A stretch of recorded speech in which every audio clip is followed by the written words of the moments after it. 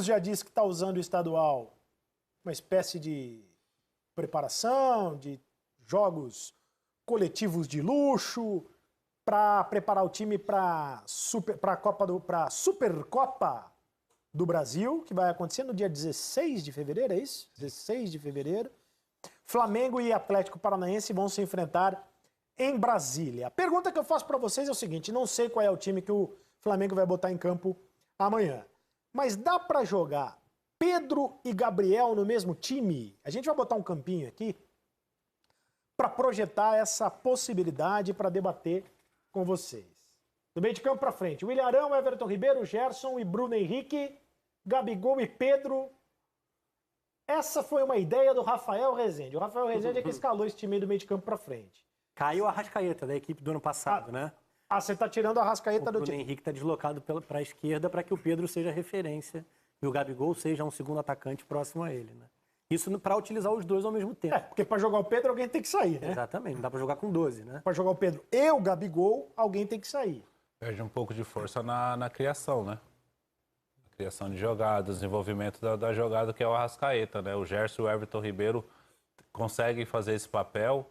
Lógico que no Campeonato Carioca, onde o nível técnico das equipes são inferiores do que vai encontrar no futebol brasileiro, tem grandes condições de jogar. Tanto no Campeonato Brasileiro também, até porque o Gabriel joga pelos lados do campo. A gente já viu essa troca do Gabriel com o Bruno Henrique durante a temporada passada. Eu não vejo problema algum.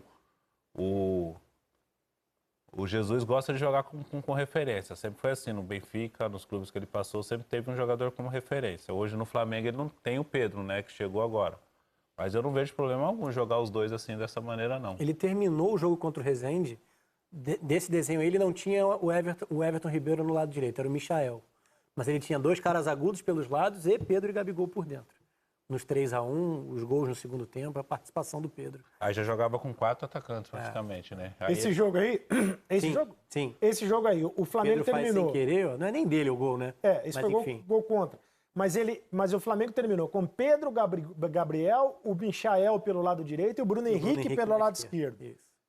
Dois pontas e dois centroavantes. Né? Mas tendo o Pedro com mais características de centroavante de área e o Gabriel com mais mobilidade. Mas eles não começaram o jogo, né? Eles entraram quando estava 1-0 pro Rezende. Isso, não foi os dois, entraram após o primeiro gol do Rezende, né? Começar um jogo é diferente do que durante a partida, né? A gente tem que analisar isso também. Normalmente, nos jogos do Flamengo, a gente vai ver o Flamengo terminando as partidas dessa maneira, nessa escalação. Durante a temporada, Campeonato Brasileiro, Libertadores, em muitos jogos. Mas começando, atuando dessa maneira... Eu acho que se o Pedro estiver bem, se a resposta dele individual for positiva, o Jesus vai dar um jeito de deixar ele na equipe e, consequentemente, escolher um dos outros para não estarem no time. Agora, é difícil. O Flamengo ganha, né, um leque de opções que pouquíssimos times têm no Brasil, se é que alguém tem esse elenco no Brasil hoje, né? Para você poder olhar para o banco e mexer no time e fazer alterações, como, por exemplo, Michael. Dá para ir de Michael, Arrascaeta, Vitinho e Pedro Rocha. E Pedro Rocha, bem lembrado, esqueci do Pedro Rocha. Dá para ir com esse quarteto, por exemplo. Por exemplo. Diego, né, na do Gerson. O Diego na do Gerson. Aliás, o Diego jogou o jogo passado, começou, e o Jesus falou que quer premiar o Diego pelo excelente fim de temporada que ele teve. Ele foi muito importante, sobretudo no jogo da Libertadores, né? No jogo contra o River Plate, ele entrou e o Flamengo cresceu quando ele entrou. O Flamengo incorporou muito o elenco. O Thiago Maia. Ao Arão. Você tem 3 zagueiros de confiança. Já tinha o René como lateral, se não à altura do Felipe Luiz, mas confiável no nosso cenário. Ficou basicamente faltando um reserva para o Rafinha. Pois é, por que o Flamengo não contratou ainda um lateral direito reserva? Talvez? Falou-se muito no Orejuela. Eu fiz o Central do Mercado, né, no mês de janeiro, comecinho de fevereiro. Não, mês de janeiro todo. E falou-se muito no Orejuela e falou-se muito no Guga. O Orejuela foi pro Grêmio, o Guga tá na seleção olímpica. Não sei se de repente o Flamengo ainda vai tentar a contratação do Guga. Porque, de fato, o Rafinha não vai jogar todas as partidas. Agora, tem o moleque da base, o Mateuzinho, né, que tem sido muito elogiado. Acaba sendo o maior desnível, se a gente for falar entre jogadores regularmente titulares, ou a equipe do ano passado e a equipe que seria a reserva com as chegadas dessa janela. O maior desnível seria a ausência do Rafinha. Então, assim, se tem um ponto, uma função em campo que o Flamengo não atacou, foi a reserva do Rafinha. O restante do elenco é impressionante. Tanto que eu cheguei a comentar aqui um pouco antes do Rodrigo sair de férias. Pareceu um pouco pesado. Esse segundo time do Flamengo, treinado pelo Jesus, num campeonato de 38 rodadas, brigaria com Palmeiras e Santos para ser vice-campeão brasileiro. Ah, mas não é pesado, não. É isso aí, eu também acho. Bom, no Rio de Janeiro, hoje a primeira força é o Flamengo, a segunda força é o Flamengo. É o time reserva do Flamengo. No futebol brasileiro, eu não sei se também não é. Se você pegar o time reserva do Flamengo e pegar o time principal Bom, o Santos foi vice-campeão brasileiro, mas está muito enfraquecido. Eu acho que perdeu muitos jogadores. pode até não ser individualmente, se a gente comparar o Palmeiras. O melhor Palmeiras e o segundo do Flamengo. Mas coletivamente, pelo que foi o trabalho do Jesus, ele aplicando as ideias dele com esses jogadores, tendo tempo para trabalhar, enfim, seria uma equipe difícil de se enfrentar também. Eu acho que essa é a grande vantagem que o Flamengo tem na temporada. Assim, ele vai poder rodar mais o elenco do que fez ano passado. Assim era o Palmeiras 2018, né? Foi. Que usou um segundo time no Brasileiro. Foi. O Palmeiras em 2018, exatamente, usou um time para jogar o Campeonato Brasileiro, outro time para jogar as Copas e ganhou o Campeonato Brasileiro. Tinha o Dudu e o Bruno Henrique de pilares. Exatamente. Acabavam jogando aqui e ali, mas... Eu creio que o projeto do Flamengo para esse ano, porque o que se falou muito no Flamengo no final da temporada do ano passado, o desgaste físico dos jogadores. Chegamos para jogar com o Liverpool na metade da temporada e o Flamengo no final da temporada. Eu acho que esse ano o Jesus vai poder dar esse equilíbrio para a equipe. O ano passado, quando... vai poupar. Não vou poupar, não. Vou botar para jogar. Tem que jogar. O jogador descansa quinta e sexta, sábado treino e domingo tem que correr. Esse ano, não. Ele viu que a temporada brasileira é muito diferente da temporada europeia. Ele sentiu isso, né? Porque você vendo de fora a temporada brasileira é uma coisa. Você estando aqui no dia a dia, vendo como é que é. Logística, viagens, essas coisas, tudo na recuperação de jogadores, com certeza esse planejamento do Flamengo aí é para disputar, para ganhar tudo esse ano. Eles querem ter 2 times competitivos para disputar as Copas e os campeonatos aqui do Brasil. O brasileiro por si só já é extremamente pesado quando chega naquela fase onde ele tem rodadas quarta e domingo, ali perto de setembro, outubro, ele já é extremamente pesado. Para quem ainda tem a intenção de disputar a Vera, para chegar na reta final da Copa do Brasil e da Libertadores, a Libertadores foi realidade no Flamengo, a Copa do Brasil não, era objetivo, não aconteceu pelo Atlético Paranaense, fez um grande confronto, se classificou. Mas quem tem esse objetivo de atacar as 3, não dá para fazer o que Jesus fez na última temporada. Ele foi muito bem, ele quebrou até alguns paradigmas, aquela ideia de que não tem como, tem. Se você tem um elenco de muita qualidade, tem um trabalho acima dos demais, dá para poupar muito pouco, dá para colocar em campo quase sempre a sua equipe principal e ser superior ao adversário. Mas isso vai cobrar a conta em algum momento. Nem que seja quando você enfrentar adversários no mesmo nível. Foi a final contra o River, de um jogo que o Flamengo encontrou dificuldade, mas conseguiu o título no fim, e a justa comparação da questão da parte física no confronto contra o Liverpool. Você tinha em mente que queria conquistar a Libertadores e chegar no Mundial. Então não adianta você pensar em desculpa pós-jogo contra o Liverpool. Você teria que ter trabalhado de outra forma na origem. E eu imagino que seja essa a intenção em 2020. Até porque o ano passado ele fez isso em 4 meses, né? Sim. Numa temporada de 10 meses nós temos de temporada no Brasil, né? Sessão de janeiro e dezembro é 10 meses. É que dezembro contou pro Flamengo, né? Por causa do Mundial. É isso. Então, ou seja, ele fez isso aí em 4 meses. Ele chegou e falou, vou dar um gás nessa equipe 4 meses, vou ganhar o Brasileiro e a Libertadores, vou buscar o Mundial. Só que agora, uma temporada toda, é impossível ele fazer o que ele fez o ano passado. A equipe não vai conseguir render a mesma coisa. Vai ter que rodar o elenco. Olha, amanhã o Flamengo completa... quer dizer, o Flamengo completa. Faz 1 ano amanhã da tragédia do Ninho do Urubu, né, que vitimou 10 garotos, o incêndio do Ninho do Urubu. O Flamengo vai fazer uma homenagem para os garotos no jogo de amanhã contra o Madureira. O Bruno Henrique falou dessa dor que não vai passar nunca. Né? A gente, ano passado, completa 1 ano, né, amanhã, da tragédia no Ninho, e a gente sabe que a melhor forma de tentar amenizar um pouco essa dor que vai ser carregada para sempre por nós, pelo Flamengo, por todos os familiares, é entrando em campo e vencendo. Só assim a gente consegue amenizar um pouco, né? Essa dor que vai existir pro resto da vida.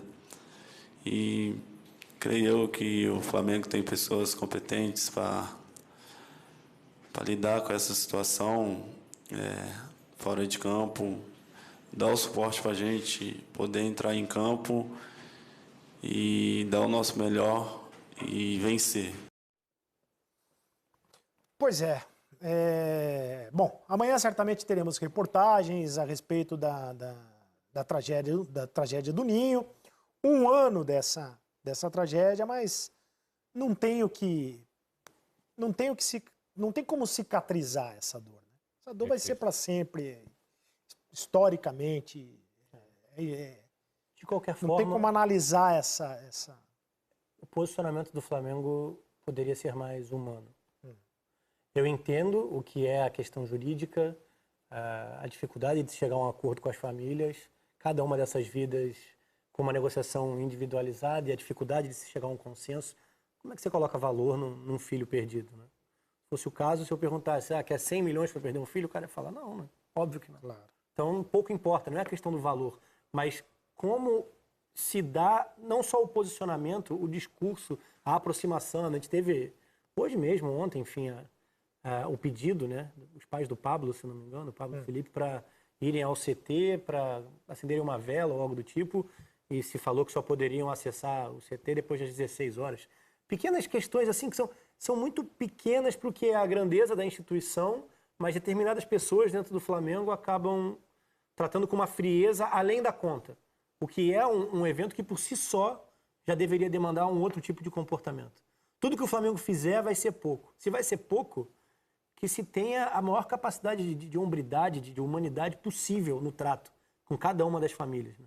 A gente citou, por exemplo, que foi a questão da liberação dos sobreviventes, os que passaram pela tragédia, que não faleceram e que acabaram dispensados agora esse ano. Até isso tem um aspecto um tanto cruel, né?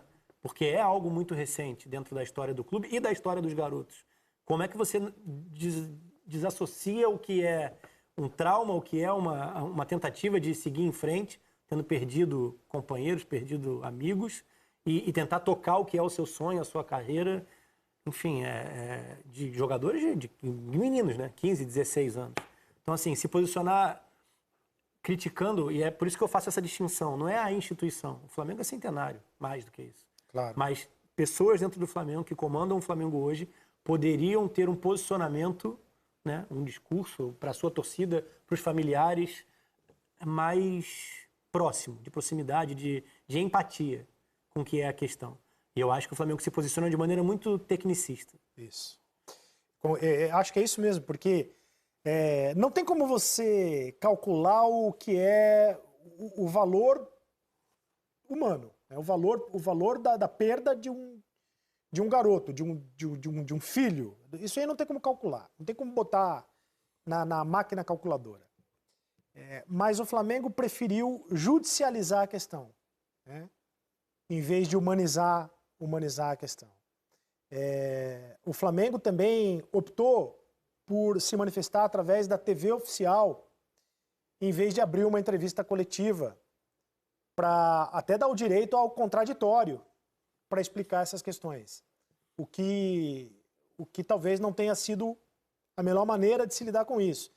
E dispensar os meninos que sobreviveram ao trágico, à tragédia, por questões técnicas, também me parece uma falta de sensibilidade nesse momento. Mas é bom sempre separar mesmo a instituição Flamengo, o futebol do Flamengo, de tudo que aconteceu, porque não se trata de estar contra ou a favor da bandeira do Flamengo, é uma questão apenas de... É que se associa muita coisa, né, Cereto?